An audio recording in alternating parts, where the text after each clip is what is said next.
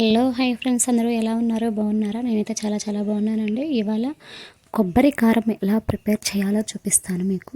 చాలా ఈజీగా ఎండుమిరపకాయలతో మన రోట్లో వేసి దంచితే ఎంత టేస్టీగా ఉంటుందో అసలు ఎవరికైనా తెలుసా? ఈ కొబ్బరి కారం చేసేది కూడా చాలా ఈజీగా ఉంటుంది. ఇంకా నేనైతే ఎండుమిరపకాయలు పొద్దున్నుంచి సాయంత్రం వరకు బాగా ఎండలో ఎండపెట్టేశాను. తొడాలు తీసేసి ఇంకా అందులో రోట్లో వేసి ఇలాగ ఉప్పు వేసి ఇట్లాగ దంచేస్తున్నాను అనమాట. దంచేసి ఒక పెద్దది సైజ్ అయితే కొబ్బరి చిప్ప తీసుకున్నాను, పక్కన పెట్టేస్తాను. చున్నుల్లిపాయలు తొక్క తీసి పక్కన పెట్టేసుకున్నాను అనమాట.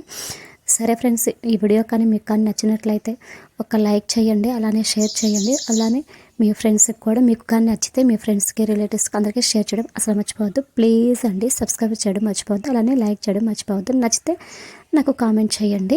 మీకేమన్నా అంటే ఇట్లాగా కారపొడులు ఇంకేమన్నా ఉంటే డిఫరెంట్ స్టైల్లో మీకు కావాలి అని అనుకుంటే ఖచ్చితంగా కామెంట్ చేయండి. నేను చేసి నేను వీడియో సెండ్ చేస్తాను. మీకు పల్లీల కారమైనా లేదా పప్పుల కారమైనా సరే, ఇలాగ ఏ కారమైనా సరే, ఎలాంటి కారమైనా సరే, చింతాకు కారమైనా సరే, ఇంకా నల్ల కారమైనా సరే నేను వీడియో సెండ్ చేయడానికి నేనైతే రెడీగా ఉన్నాను.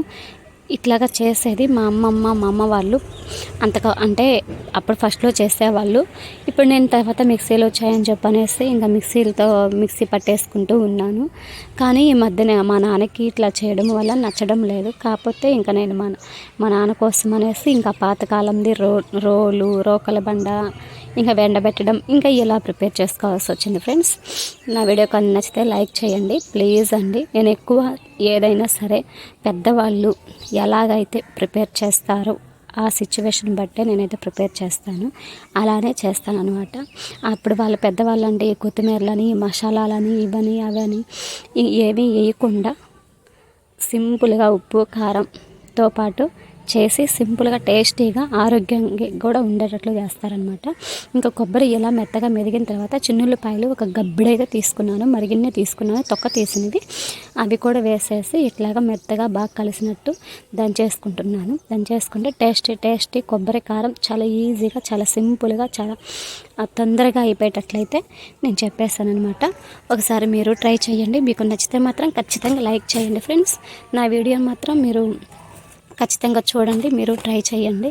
ఇలా చేసి ఒక్కసారి తిని చూడండి. కొబ్బరి కారం ఎంత టేస్టీగా ఉండిద్దో, ఎంత బాగుండిద్దో మీకే తెలిసిద్ది. చాలామందికి ఏంటంటే మిక్సీలు పట్టుకొని చేసుకునేదే తెలుస్తుంది, కానీ ఈ టేస్ట్ మాత్రం రాదు. ఇది మాత్రం కన్ఫామ్గా నేను చెప్పేస్తాను.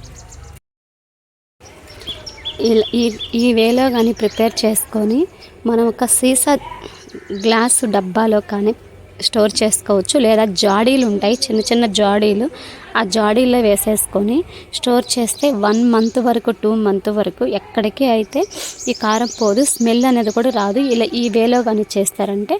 కానీ ఇలా దంచిన తర్వాత ఒక 10 నిమిషాల సేపు బాగా నీడలో ఆరపెట్టుకోవాలి, ప్లేట్లో వేసేసుకొని అప్పుడు డబ్బాకి పెట్టేసుకుంటే ఎన్ని రోజులైనా సరే మీకు ఇలాగే నిలబుండిద్ది. ఇది మాత్రం నేను కాన్ఫిడెంట్గా చెప్తాను ఫ్రెండ్స్.